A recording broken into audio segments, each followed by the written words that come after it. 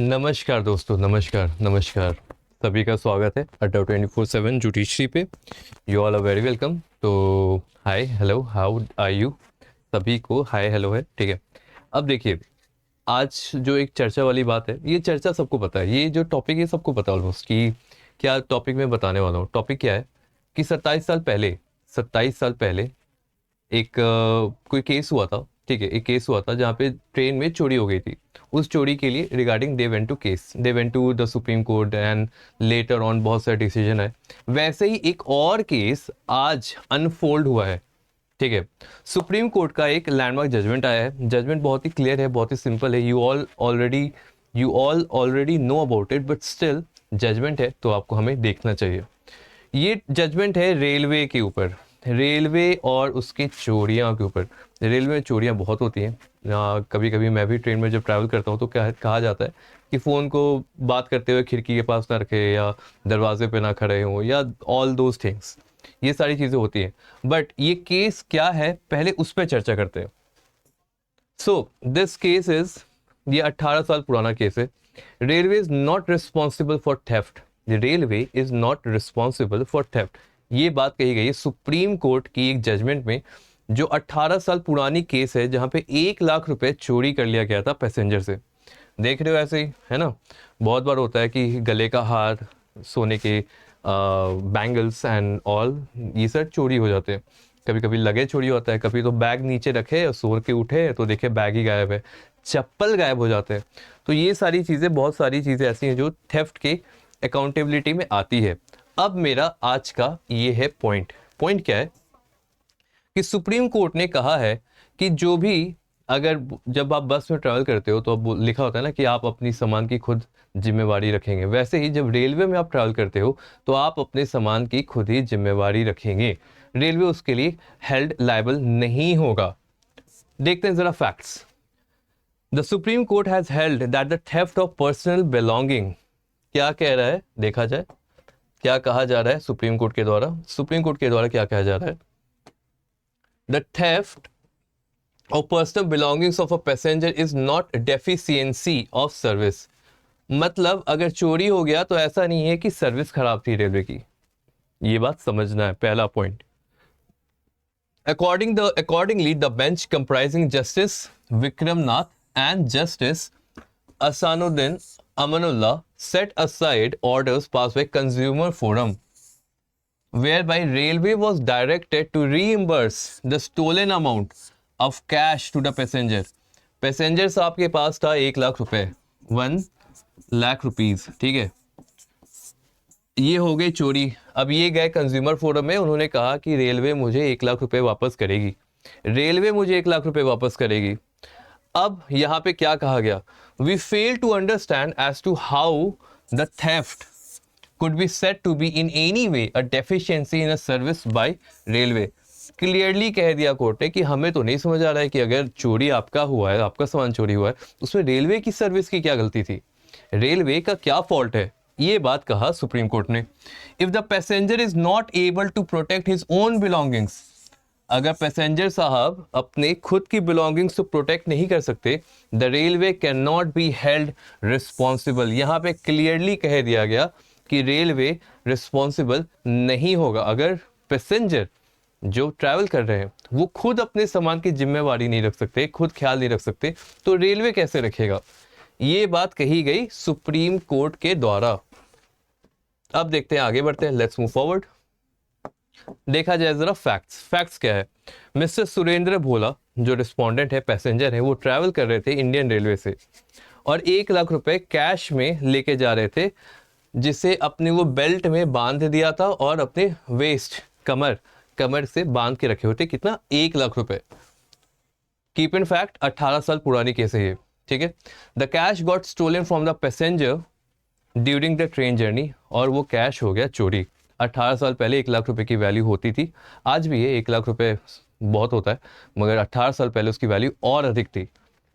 The passenger filed a claim before the district consumer forum, passenger ने district consumer forum में case किया, seeking reimbursement of the stolen amount from the railways, और कहा कि railway हमें वो पैसे वापस करे It was argued that the theft of money had taken place due to deficiency in service provided by railways. और उनका कंटेंशन क्या था?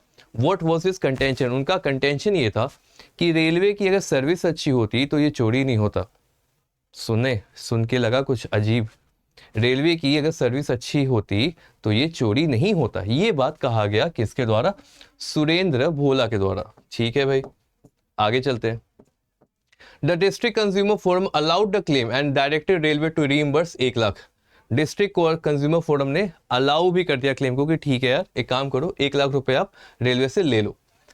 To the passenger. Thereafter, the State Consumer Dispute Redressal Commission and the National Consumer Dispute Redressal Commission (NCDRC) जिसे कहते हो आप, dismissed the appeal and upheld the order of District Consumer Forum. ठीक है, 1 लाख रुपए देने की बात भी हो गई, चर्चा भी हो गया, इसके ऊपर कमीशन भी आ गई. अब आता है सुप्रीम कोर्ट का जजमेंट. सुप्रीम कोर्ट का judgment. The bench opined that theft of personal belonging of passenger does not fall within deficiency of service. Clearly कहा कि अगर चोरी हो गई है किसी पैसेंजर का पर्सनल सामान का चोरी हुआ है तो उसमें deficiency of service of railways नहीं काउंट किया जाएगा. बिल्कुल भी नहीं करना चाहिए भी नहीं. अब कोर्ट ने क्या कहा? We fail to understand. हमें ये नहीं समझ आ रहा है कि जो चोरी हुई है उसके कारण आप ये कैसे कह सकते हो कि रेलवे की सर्विस खराब थी, डेफिशिएंट थी? अगर वो पैसेंजर खुद के सामान को प्रोटेक्ट नहीं कर पा रहा है तो रेलवे कैसे प्रोटेक्ट करेगी? और रेलवे प्रोटेक्ट करे या ना करे, वो रिस्पॉन्सिबल कैसे होगी? How will that be responsible? Who? That is the railways. Accordingly, the bench has set aside orders passed by National Consumer Disputes Redressal Commission, State Consumer Dispute Redressal Commission and District Consumer Forum, जिसके against appeal आया था. तो जो उन्होंने allow कर दिया था कि हाँ जी रेलवे आपको 1 लाख रुपए देने चाहिए इनको क्योंकि चोरी हो गई है, उससे उन्होंने खारिज कर दिया. बोला बिल्कुल भी नहीं. 18 साल तक ये केस चला और लास्ट में उन्हें क्या मिला? कुछ भी नहीं मिला. क्योंकि बाय लॉ सोचिए, ऐसे तो हर इंसान, अब कि कोई फ़ोन पे बात कर रहा है, उसके फ़ोन से कोई बाहर से स्नैच करके चल जाए तो वो भी कोर्ट पे पहुंच जाएगा, कहेगा कि मुझे पैसे चाहिए उसके. किसी का हार मंगलसूत्र छीन के चल जाते हैं, हाथ से चूड़ियाँ छीन लेते हैं, घड़ी छीन लेते हैं. ये सारी चीज़ें होते रहेंगी, हर कोई जाके क्लेम करने लगे कि रेलवे की गलती है. How can railway be a safeguarding dog which is able to scrutinize people who are doing these kinds of theft or robbery or anything like that? कैसे कर सकता है? तो इस केस में सुप्रीम कोर्ट ने अपना जजमेंट दिया और जजमेंट में उन्होंने क्लियरली कहा कि अगर चोरी हुई है तो ठीक है, चोरी तो हुई, गलत बात है, बट उसके लिए आप जिम्मेवार हैं. आप रेलवे की सर्विस को नहीं कह सकते हो कि आपकी सर्विस अच्छी होती तो चोरी नहीं होता. ये कहना गलत है. इस जजमेंट पे ये क्लैरिटी के साथ कहा गया. और जो नेशनल कंज्यूमर फोरम का जो डिस्ट्रिक्ट कंज्यूमर फोरम का जो जजमेंट था, जो अवार्ड था जिसने कहा था कि रेलवे को 1 लाख रुपए देनी चाहिए, उसे उन्होंने डिसमिस कर दिया. So this was a new update. ये पहले से भी हमने देखा है कि अगर कोई चोरी होती है रेलवे में तो उसके लिए रेलवे रिस्पॉन्सिबल नहीं होता है. बट ये जजमेंट अभी आया है और 18 साल पुराना जजमेंट है. तो इस जजमेंट पे भी आप ध्यान देंगे कि ऐसे बोनाफाइडी, देखिए जजमेंट जो है ये बोनाफाइडी है, ठीक है, बोनाफाइडी गुड इंटेंशन के साथ ही है, बट इसका पर्पस भी देखा जाएगा. आप कभी भी स्टेट को ऐसी लायबल नहीं कर दोगे कि किसी का लॉस हुआ है तो आप उसे कंपनसेट करो, until and unless it is provided and backend by the law itself. Till then, take care. And ये केस के ऊपर आप देख सकते हैं, ये केस बहुत ही अच्छा केस है और ऐसे केसेस और भी आते रहते हैं. तो ऐसे सारी जानकारियाँ आपको एक ही जगह मिल जाएगी, दैट इज़ ऑन अड्डा 24/7 जुडिशरी. बी वेरी, अगर आप जज हो और जज के सामने ऐसे सवाल आते हैं तो बी वेरी प्रिसाइज कि आप लॉ को अप्लाई कैसे कर रहे हो.